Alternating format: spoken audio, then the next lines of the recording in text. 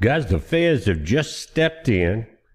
We're going to look at the data that they're presenting. They have dealt with the 7 different districts in the different states on how they're going to allocate the water.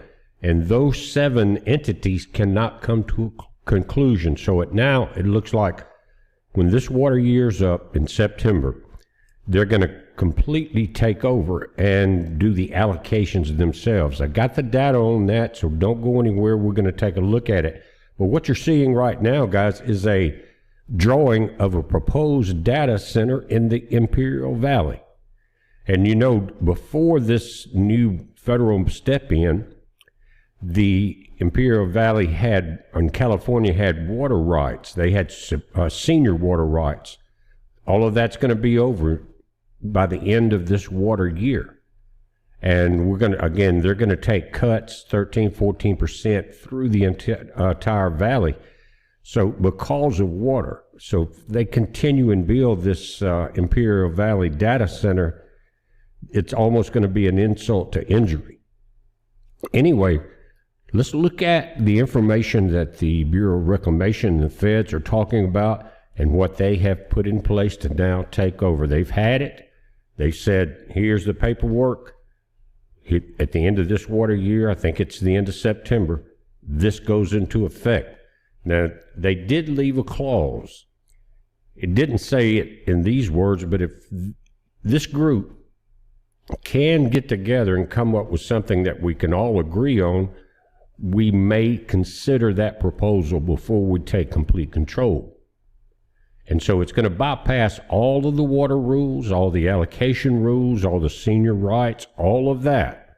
And it's going to be a very drastic outcome in a sense of who's losing water and how many people will be affected. But again, the U.S., guys, has over 2,000 different data centers. And the closest nation may be China with, I think, about 200 and something like that. Some don't have many at all. But right now, again, the Imperial Valley is facing drastic cuts that will affect all of our food. But they're thinking about doing this. It's crazy, but that's how the world is now. And this is what they're calling this midsummer mandate. It says, because the 7 basin states deadlocked, the Bureau of Reclamation is stepping in to impose a heavy-handed 10-year framework with a mandatory 2-year renegotiation cycles. Just like before, every 24 months. We talked about that. The difference in this one is that we're not going to see much get to a 24-year period. Looking at all the current data, all the major dams, again, Flaming Gorge, Powell and Meade, they're in trouble. Anyway, it says this 3 million acre foot cut. The feds are forcing mandatory supply cuts nearly twice as severe as what the lower basin states offered. In other words, the feds didn't agree. It's going to be half of what you wanted. Targeting Arizona up to 40% slashes to Phoenix, Tucson, and the Yuma agriculture. California, Imperial Valley, and Nevada. The 2-year reset cycle creates permanent instability, shattering the state's ability to secure long-term infrastructure financing. A slow bureaucratic chokehold designated or designed to halt desert expansion. Guys, they really don't have any chance of doing anything else.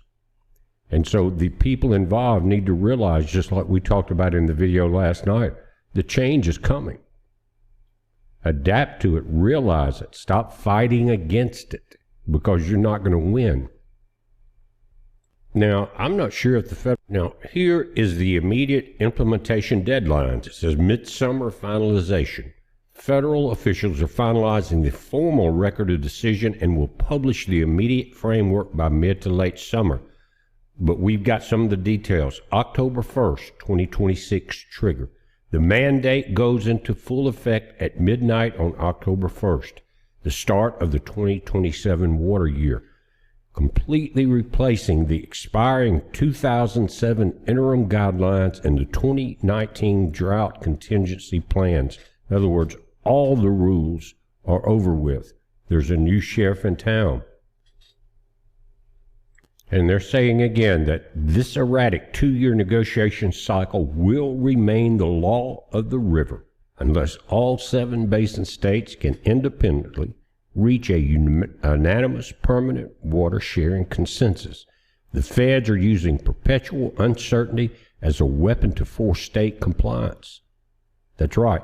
But will they ever agree?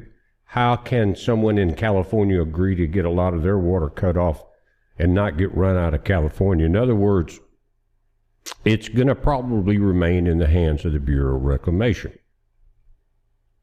And let's look back at the slashes under this mandate. It says Arizona faces this catastrophic 40% supply slash to the Central Arizona Project Canal System, crippling water deliveries to Phoenix, Tucson, and massive ag zones. In California, the Imperial Valley Senior Agricultural Water Rights, that's what they've always relied on, are being overridden by federal emergency authority to force major conservation cuts and keep Lake Mead from hitting dead pool. Nevada, they're getting hit. Southern Nevada, Las Vegas, will see its tight water allocations constrained even further as Lake Mead approaches critical thresholds. And they've done a lot of recycling there. I think they've taken up a lot of loans, got the grass and let it be back to cactus and gravel and desert growth around their homes, which it should have been anyway. That was goofy.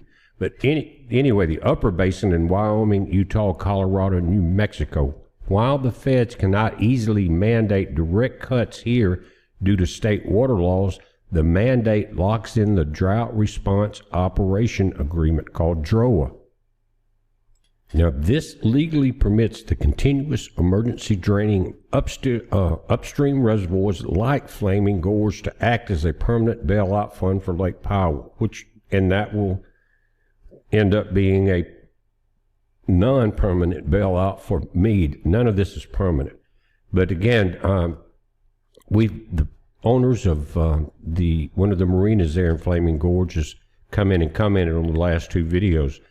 And guys, I want to say this. I saw your comment last night, and you're right. And again, you said you would adapt and you would survive, and that is the correct way to look at this. And it made me feel good about that video, and I want to say thank you. Now, again, it's not the easiest thing to do, but sometimes a fresh start and looking at the differences of what's going to happen may be a good thing. That you don't want to look at it in any other way. And see, under this DROA, this DROA, guys, again, they're living in fantasy land. They're still looking at it as we're going to get a big snowpack. It's going to all go back in. The aquifers are going to fill up. The river's going to fill back up. It's not looking like that. Not looking at El Nino and the high pressure zone that's stuck over the southwest, blocking all the moisture, not only from the Pacific Ocean, but from anything coming from the east across the Rockies. It's like it's a planned event, and it's pulling in heat from the hottest part of the Pacific Ocean.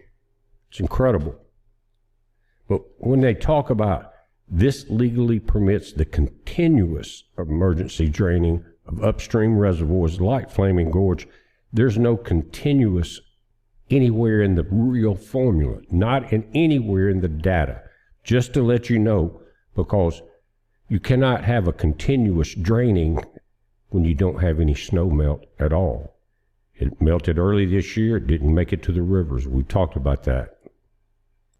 Now, let's look at California, the Imperial Valley, and Coachella. California loses its historical senior immunity under the new supply-driven and maximum operational flexibility mandates. The feds override older priority laws. Imperial Valley farmers who grow the nation's winter vegetables will face strict caps on their consumption, driving up grocery prices nationwide. Not only that, availability will be harder to find certain products. It's almost like a full circle attack. Guys, in Nevada, this is something that needed to happen there and in the Phoenix area many, many years ago. And they would come in, and what I'm talking about is the developers would come in and I know in Arizona, I'm not sure about Vegas, but in Arizona, they supposedly had, before they would get a permit to build a new subdivision or something like that, they would have to give a written statement from someone that they had access for that subdivision to water for the next 100 years. And I guess somebody decided that, they could just let that slide, and so they let them build a lot more in both places.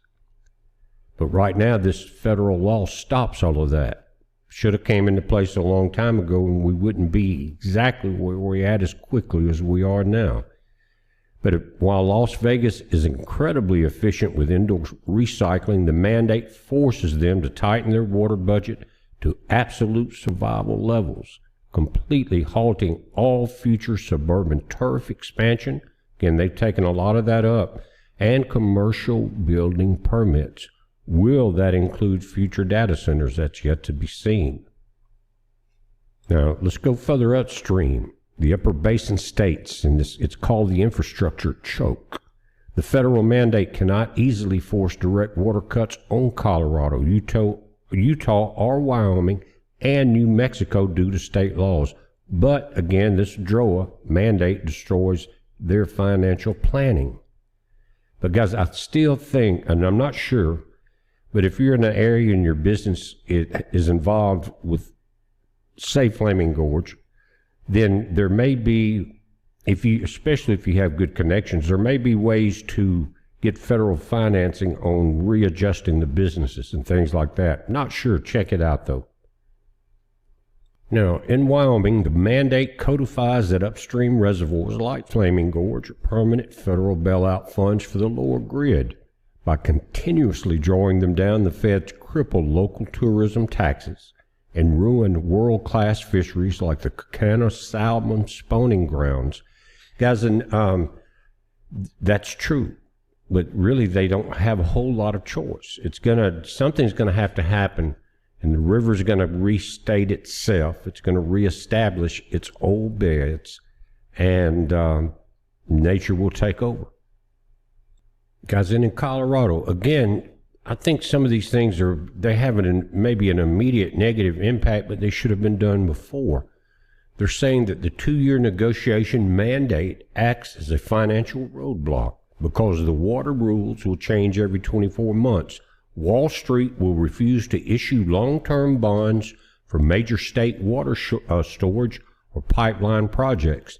It completely freezes the upper basin's ability to build anything permanent because, guys, the feds realize that it's going to be throwing money into a black hole because the river's going to have to take its natural course. You're going to have to quit the pipelines, the pumping, all of that.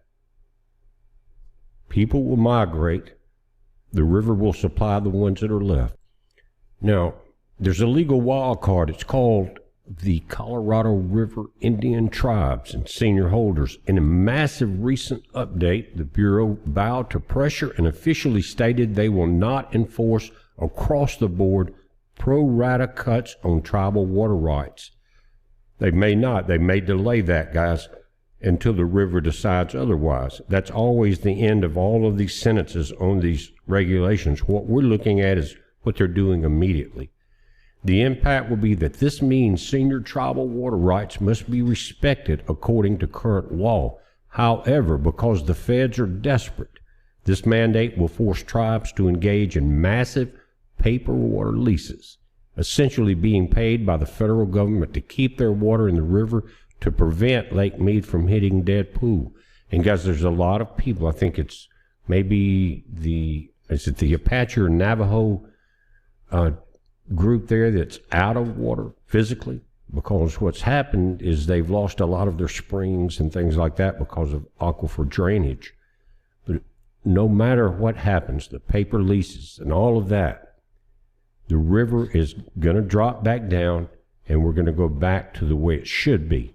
So we're looking at a lot of temporary, impermanent infrastructure being set up.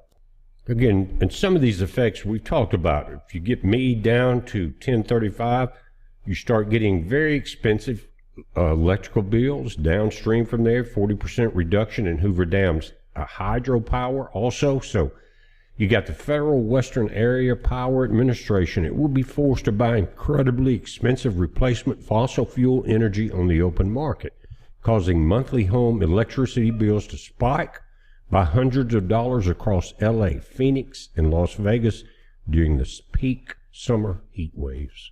Now, they're saying the deal with Mexico might create an international strain. It kind of one is, there's one anyway. 1944 treaty alterations. Under international law, the U.S. is mandated to deliver 1.5 million acre-feet of water to Mexico annually. The new federal framework includes operational line delivery reductions to Mexico. By cutting supplies past the border, the mandate will decimate the agricultural valleys of Mexicali, leading to severe economic displacement and fueling the exact regional migration patterns that we've been talking about. And really, I did mention this in the sense that people will leave the Imperial Valley areas and further north and in Arizona, Yuma Valley, because there's no ag work there at all. But what are they going to go back to when we're looking at this?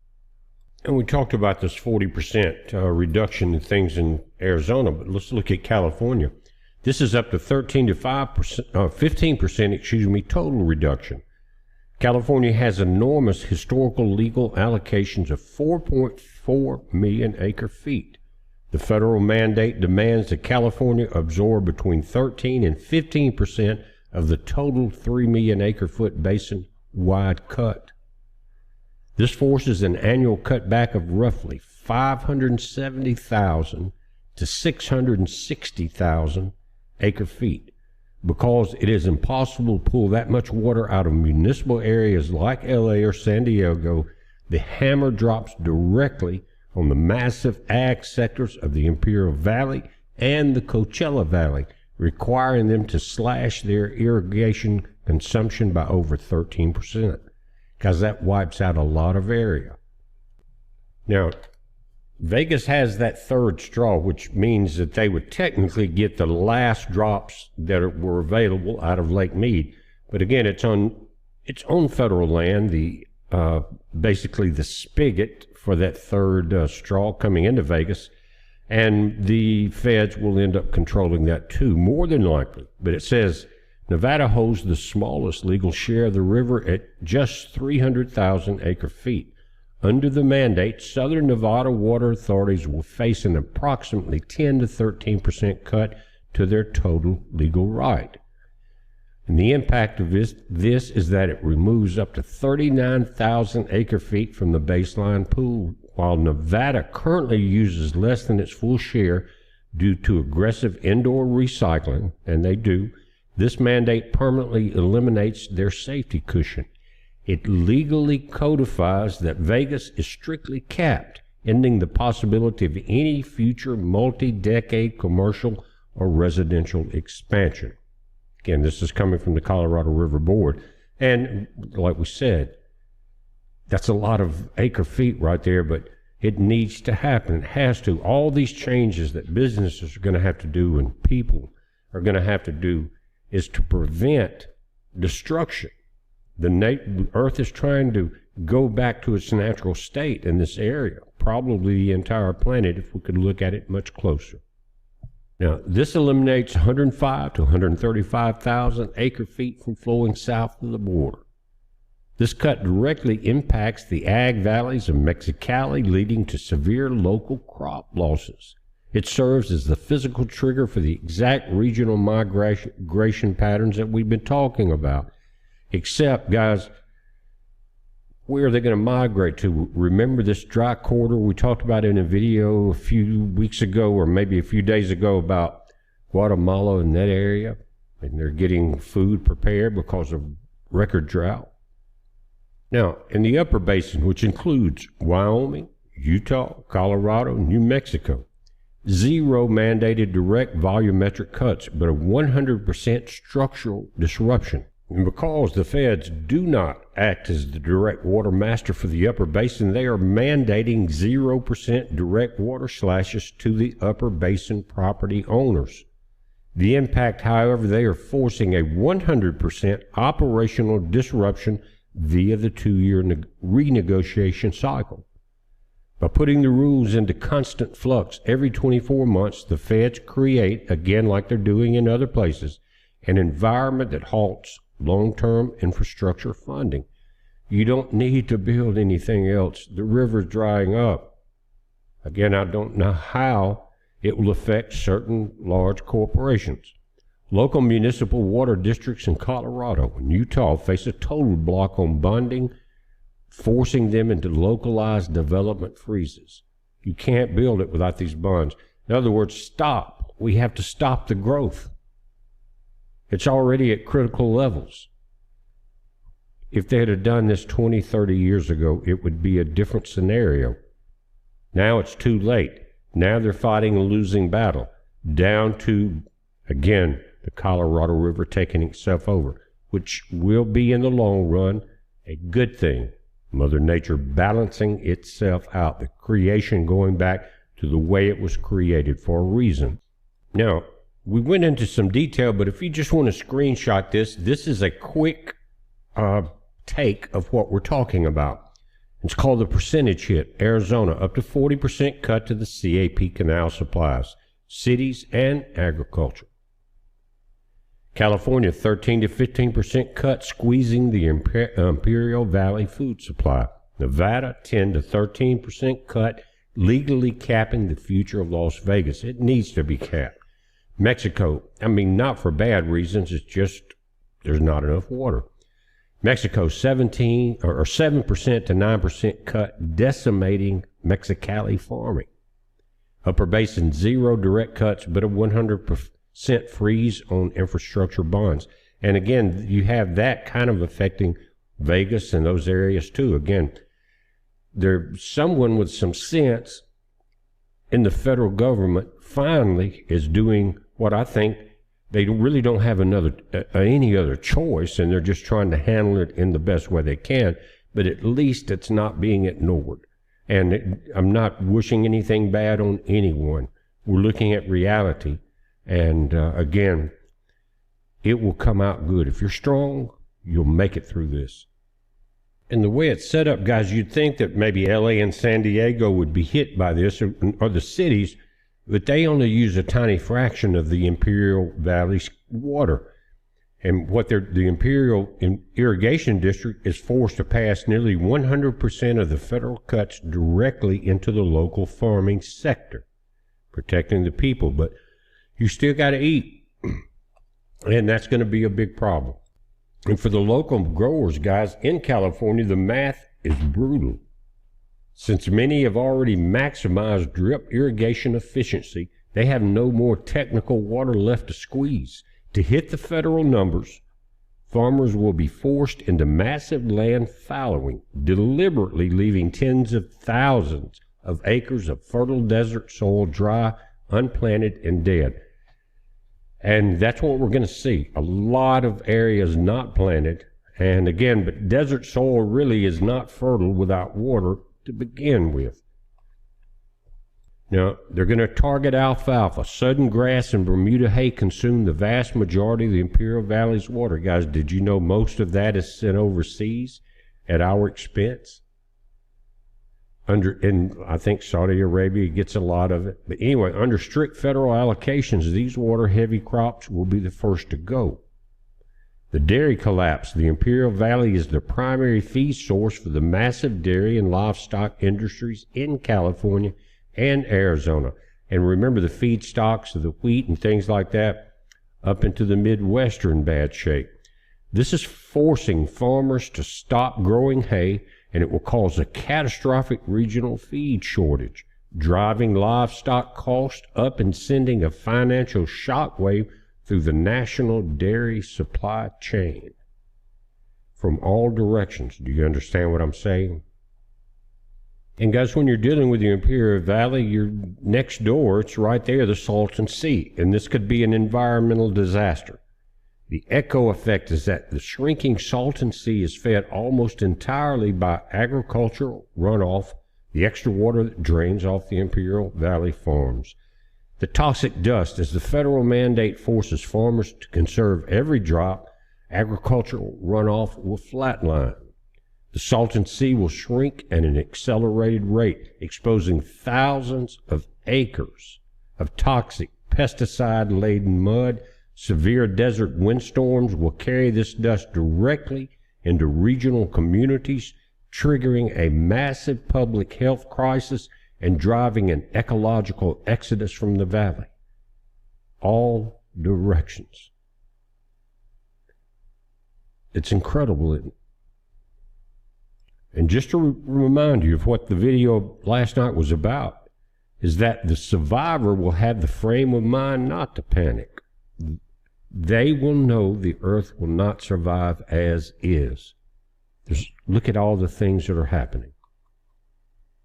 And what are we looking at again? As the reservoirs dry up, the original strands of the river return. That strands is an important word. We talked about it last night. And when the power boats and the mega marinas vanish, a booming high-velocity whitewater river reemerges downstream, naturally cleaning the gravel beds, restoring the native habitats, and opening up a completely new era of river running, guiding, and land-based outfitting. And this frame of mind includes this. The earth is not dying. It is shedding the concrete blocks that have choked its veins for 60 years. Think about that. In other words, it will be able to breathe free, to let the rivers run free. And like I said last night, if your livelihood depends on the dams, which really depend on the Colorado River in a lot of ways, then the river's not going anywhere. The concrete and things like that may change, but will always be a desire for people to be on that river. I don't care what you say. It may be homemade canoes and just people in inner tubes, whatever. But that's a lot of beautiful river in that area. And again, it's not dying. It is shedding the concrete blocks that have choked its vein for 60 years. Now, those blocks and those big dams will remain a little longer. How long, we don't know. But I don't think they'll be able to support much infrastructure because a lot of that will be downgraded as the river lowers, the dams lower, and the output capabilities are diminished. But we're watching it, guys, again, trying to put a silver lining into some things, but without the data to where you know where the feds stand and what the results of that are, you don't really have much to go by, do you? But maybe this will help somewhat. I hope so. If Father loves you, I love you guys. It's a major heads up. Be safe.